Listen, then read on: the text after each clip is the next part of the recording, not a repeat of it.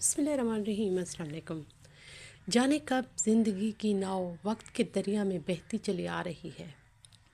وقت کے مدو جزیرے زندگی کی کشتی میں سفر کرنے والوں پر اثر انداز ہوتے رہتے ہیں، جو تیز راہوں کی کبھی کبھی آگے نکل جانے کی چاہ میں اپنی ناؤ ہی ڈبو دیتے ہیں اور باقی ساری عمر تنکے کا سہارا ڈھونڈتے گزرتے ہیں۔ یہی حال پروین کا بھی ہوا۔ وہ ایک چھوٹی بستی کی رہنے والی تھی۔ شادی ہوئی تو اللہ نے یک بعد دیگر اسے 5 بیٹے عطا کیے۔ شوہر ریلوے میں ملازم تھا، اپنی بیوی اور بچوں سے بھی پناہ محبت رکھتا تھا اور گھر ہی اس کی راج دہانی تھی، بلکہ پروین کو اپنی خوشحالی کا پر بھی غرور تھا۔ اوپر سے اللہ نے 5 بیٹے دیے تو اس کی گردن مزید اکڑ گئی۔ وہ ایک خوش شکل عورت تھی، قد کاٹ بھی اچھا تھا۔ شاید اسی سبب اس کے شوہر اسلم کو اپنی بیوی سے جیون کی حد تک محبت تھی۔ وہ گھر کی ہی نہیں، اس کے دل کی بھی ملکہ تھی۔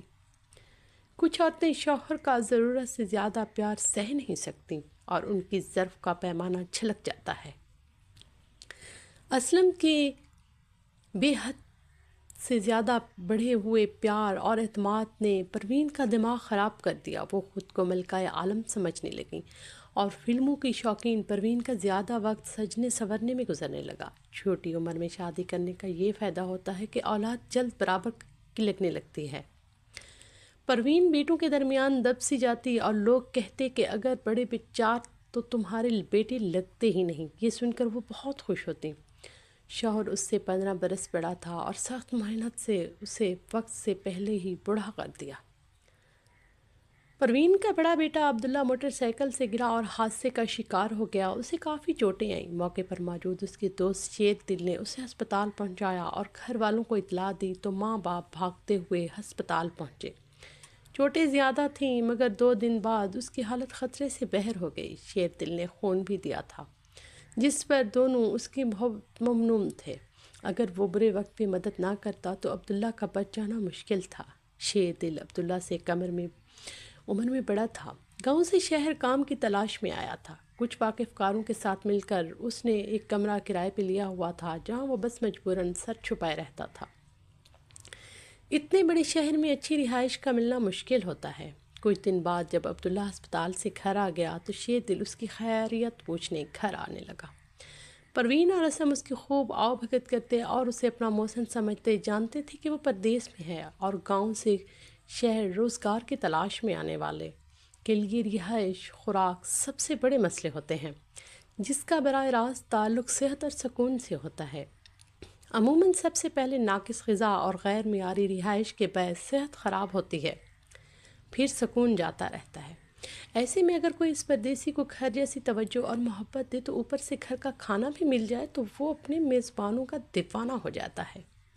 ایسا ہی کچھ حال شیر دل کا بھی ہوا۔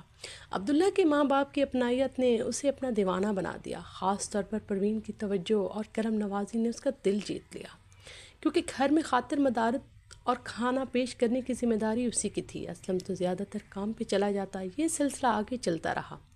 شیر دل اکثر فروٹ اور سبزی لے آتا، پروین کھانا بنا دیتی۔ وہ روزانہ ہی دوپہر کا کھانا ان کے گھر کھانے لگا۔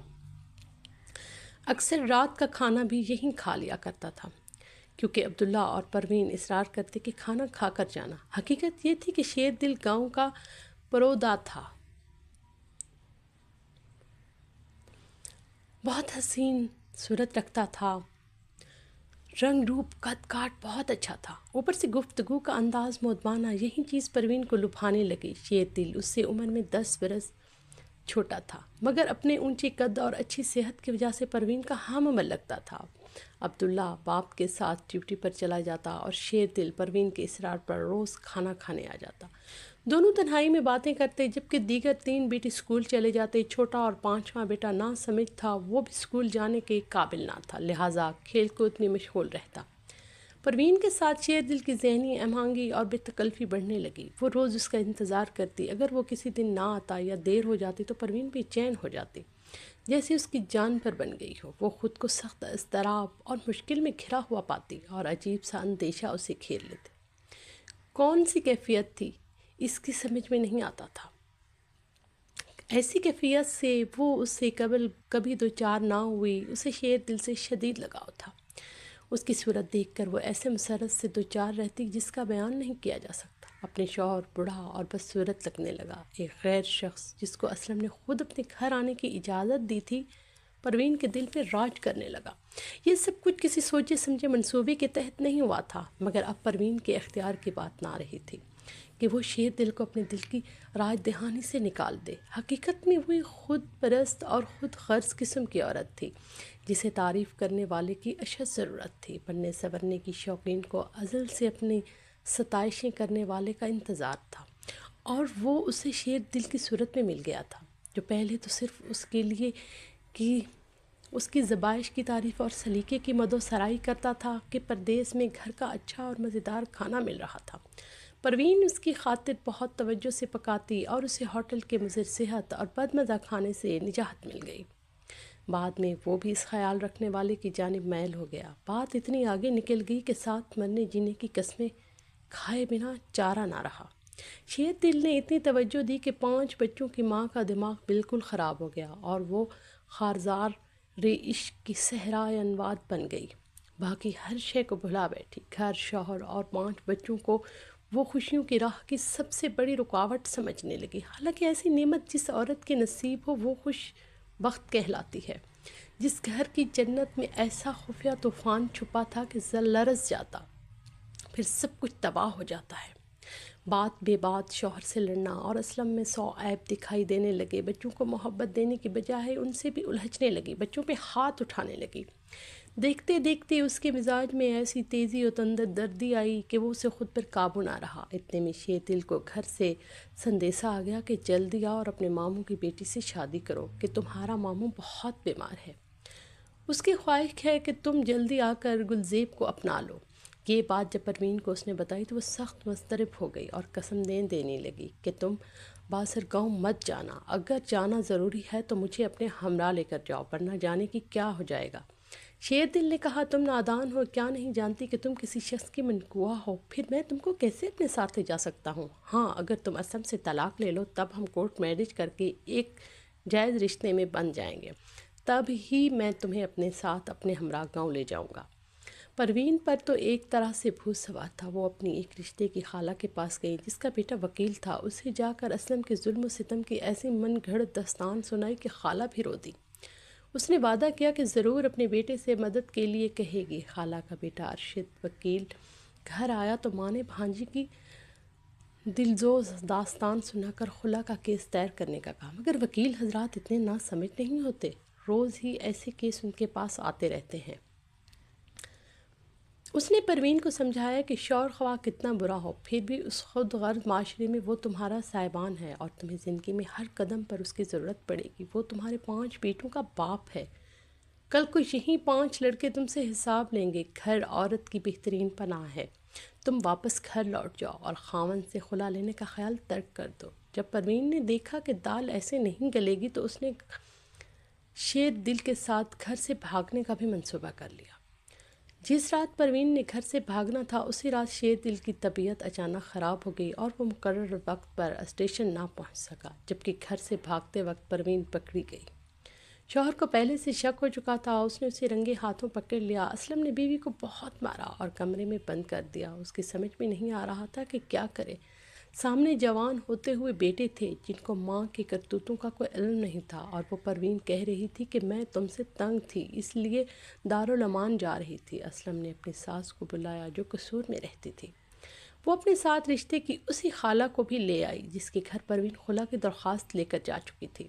دونوں خواتینیں جب داماد کے گھر پہنچیں تو اسلم کے گھر کی صورتحال دیکھ کر پریشان ہو گئیں۔ ساری بات سن کر معاملہ سمجھ میں آ گیا۔ انہوں نے پروین پر بھی لعنت طعنت کی، اسے سمجھانے کی کوشش کی، مگر پروین کی ایک ہی رٹ تھی کہ مجھے اسلم کے ساتھ نہیں رہنا۔ اگر تم لوگوں نے میرا ساتھ نہ دیا تو کچھ کھا کر مر جاؤں گی یا گھر سے بھاگ جاؤں گی، لیکن اس ظلم انسان کے ساتھ نہیں رہوں گی۔ جس نے مجھ پر ہاتھ اٹھایا اس کا سب سے چھوٹا بیٹا 2.5 سال کا تھا، لیکن اسے اپنے بیٹوں کی بالکل فکر نہ تھی۔ چھوٹا لڑکا اس گھر کے الجھے ہوئے ماحول سے سب سے زیادہ متاثر تھا۔ وہ ہر وقت روتا رہتا تھا، مگر ماں کی ممتا بھی جیسے سو گئی تھی، وہ ٹس سے مس نہیں ہوئی۔ اسلم اس صورتحال سے از حد پریشان تھا۔ وہ حیران تھا کہ اس گھر میں ناقب کس نے لگایا ہے۔ بڑے دنوں بیٹے حد سے زیادہ طیش میں تھے۔ ان کی سمجھ میں نہیں آتا کہ وہ اپنی ماں کے ساتھ کیا سلوک کریں جو خاوند پر سراسر بہتان باندھتی اور جھوٹے الزام لگاتی ہے، کیونکہ وہ ماں اور باپ دونوں کی رویوں کو جانتے تھے۔ ماں کے منہ سے طلاق کا مطالبہ سن کر ان کا خون کھولنے لگتا تھا۔ انہیں یہ مطالبہ ایک گالی معلوم ہوتا تھا کہ ان کی ماں ہر طرح کا عیش و آرام پا کر بھی گھر سے بھاگنے کی کوشش کرتی ہے۔ جب صورتحال کمہار ہو گئی تو اسلم نے عبداللہ کو اپنے 2 بیٹوں کے ساتھ میاں چنو بھجوا دیا، جہاں اس کی بہنیں اور بھائی رہتے تھے، کیونکہ عبداللہ اور سمیع اللہ اب اتنے طیش میں تھے کہ لگتا تھا وہ پاگل ہو جائیں گے یا پھر غصے میں اپنی والدہ کا قتل کر دیں گے۔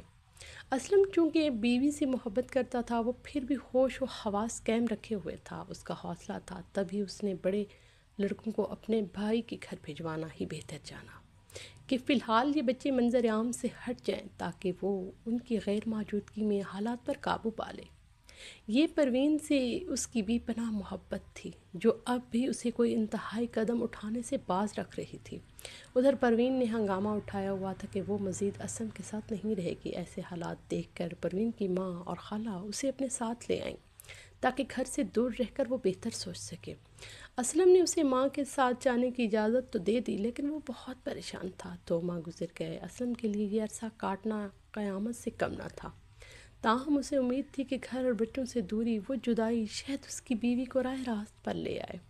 2 ماہ گزر گئے مگر یہ عورت اپنے موقف سے نہ ہٹی، کیونکہ عشق کا بھوت ایک ایسا افریت ہوتا ہے کہ اس کے مستقبل کی خوشیوں کو نگلنے والا تھا۔ اس نے طلاق کی رٹ جاری رکھی تو ماں بھی تنگ آ گئی۔ وہ کسی بھی حال میں گھر بسانے پہ تیار ہی نہ تھی۔ جب اسلم نے دیکھا کہ یہ عورت کسی اور طرح بھی نہیں مان رہی تو وہ واپس گھر آنے پہ راضی نہیں ہے تو بلکہ جگ ہنسائی الگ ہو رہی تھی، تو اس نے اپنی شرافت کے تقاضے کے مطابق بیوی کو اس کی منشا کے مطابق طلاق دے دی۔ یہ عجیب عورت تھی، یہ ماں نہ تھی، محض عورت تھی، اسی لیے طلاق کی صورت میں آزادی کا پروانہ لے کر مسرور تھی۔ اس کا شیر دل کے خیالوں میں کھوئے رہنا جاری تھا۔ خیر پھر عدت گزری تو دونوں نے نکاح پڑھوا لیا اور شیر دل پروین کو اپنے گاؤں لے گیا، جہاں اس کا چھوٹا سا اینٹوں کا بنا ہوا گھر تھا۔ اس گھر میں ماں کی شفقت موجود نہ تھی، کیونکہ ماں کو مرے ہوئے 6 برس گزر چکے تھے۔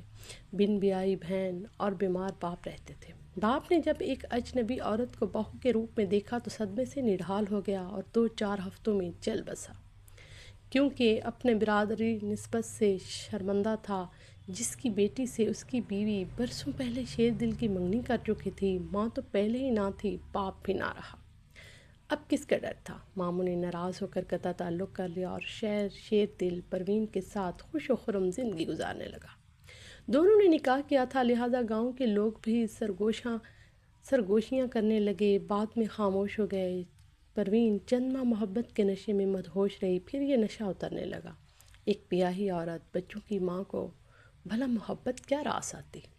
مگن رہنے کے دن تمام ہوئے تو حقائق کی دھوپ آنگن میں اترنے لگی۔ شیر دل ایک آرام پسند نوجوان تھا، وہ کوئی کام دل لگا کر نہیں کرتا تھا، اور سب سے بڑی بات یہ کہ اسے نشہ کرنے کی بھی عادت تھی۔ پھر زندگی کی سب سے ٹھوس حقیقت پیسہ، جو ان کے پاس بالکل نہیں تھا۔ کچھ عرصہ تو اس نے صبر سے گزارا کیا، مگر جب وہ بنیادی ضروریات کو بھی ترسنے لگی تو آئے دن ان میں لڑائیاں ہونے لگیں۔ سب سے بڑا سبب ان لڑائیوں کا یہ تھا کہ شیر دل کو پروین پر اعتبار نہیں تھا، وہ اس پر شک کرتا تھا۔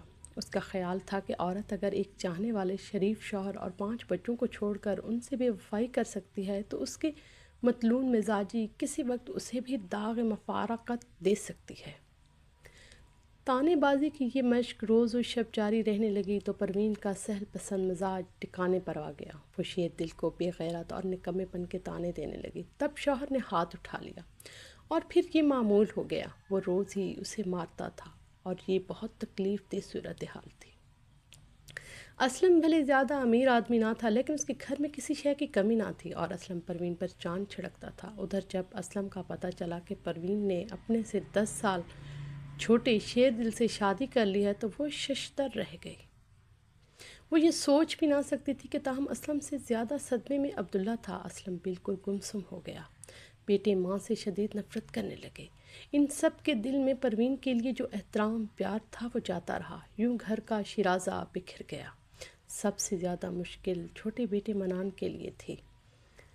ہم وقت ماں کے لیے روتا تھا، وقت گزرتا گیا، یہاں تک کہ اسم کے سارے بیٹے باشعور اور جوان ہو گئے۔ باپ نے بڑی محنت مشقت سے انہیں پڑھایا لکھایا، یہاں تک کہ وہ اپنے پاؤں پر بھی کھڑے ہونے کے قابل ہو گئے۔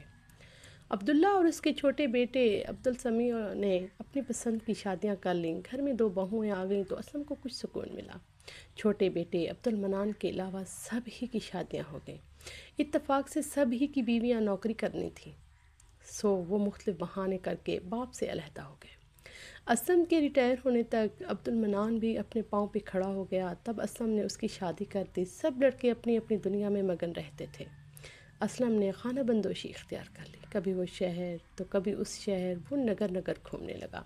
کھانا کسی لنگر سے کھا لیا، رات کسی مزار پر گزار لی۔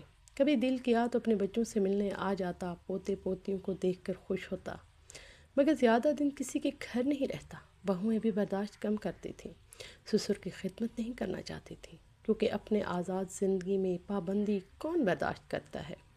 اسلم کی حالت مجنون جیسی ہو گئی۔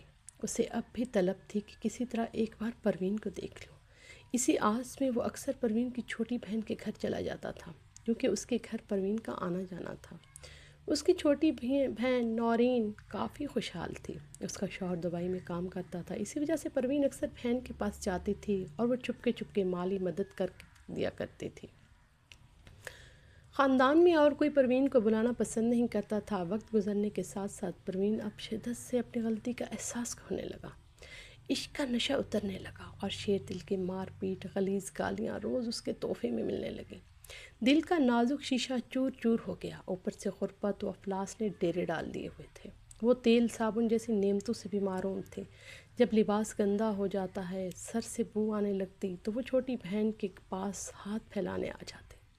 اس پر بھی شیر دل تانے دیتا کہ وہ روز کس سے ملنے جاتی ہے اور یہ سوغاتیں کہاں سے بٹور لاتی ہیں، حالانکہ وہ اچھی طرح جانتا تھا کہ پروین اپنی بہن نورین کے گھر کے سوا کہیں نہیں جاتی۔ وقت نے جلد ہی اس کے چہرے پر چھریاں ڈال دیں، عمر سے پہلے بوڑھی ہونے لگی، بھوک پیٹ شیر دل کی مار بھی نہیں کھائی۔ وہ ان حالات سے فرار کے راستے ڈھونڈنے لگی۔ تب وہ اپنی بہن نورین کے پاس مستقل لاہور آ گئی اور سال بھر تک لوٹ کر شیر دل کے گھر نہ گئی۔ نورین کو پروین پر ترس آتا تھا، اس لیے اسے گھر میں رہنے دینا، مگر اب وہ اور اس کے بچے ڈسٹرب تھے اور شوہر سے بھی ڈر تھا جو پروین کو بالکل پسند نہیں کرتا تھا۔ پروین نہ صرف کام چور بلکہ نہ شکری اور چغل خور بھی تھی۔ وہ نورین کی پرسکین زندگی سے حسد کرنے لگی، ہر آئے گئے سے اس کی خامیاں گنواتی۔ اسی وجہ سے نورین اور بچے اس نامعقولہ عورت سے تنگ تھے۔ پروین کو اپنا بھیانک بڑھاپا صاف نظر آ رہا تھا، وہ ضعیفی کی خوری کا خوف بھی تھا، لہٰذا وہ بیٹوں سے صلح کرنا چاہتی تھی، مگر بیٹے کسی صورت اس سے ملنا نہیں چاہتے تھے۔ جب خالہ نے بھاگ دوڑ کی منت سماجت کی تو نورین کے کہنے پہ بڑے تینوں بیٹے ماں سے ملنے آ گئے، مگر باری باری اور ایک دوسرے سے چھپ کر آئے۔ تینوں ماں سے مل کر بہت روئے۔ ماں کی ممتا بھی جاگ چکی تھی، وہ بہت روئی، مگر وقت بیت گیا تھا، پانی پلوں کے نیچے سے گزر چکا تھا۔ اس نے بیٹوں سے کہا، تم لوگ مجھے رکھ لو، میں شیر دل سے طلاق لے لیتی ہوں، مگر قسمت بار بار مہربان نہیں ہوتی۔ کسی بیٹے نے بھی اسے ساتھ رکھنے کی حامی نہ بھری۔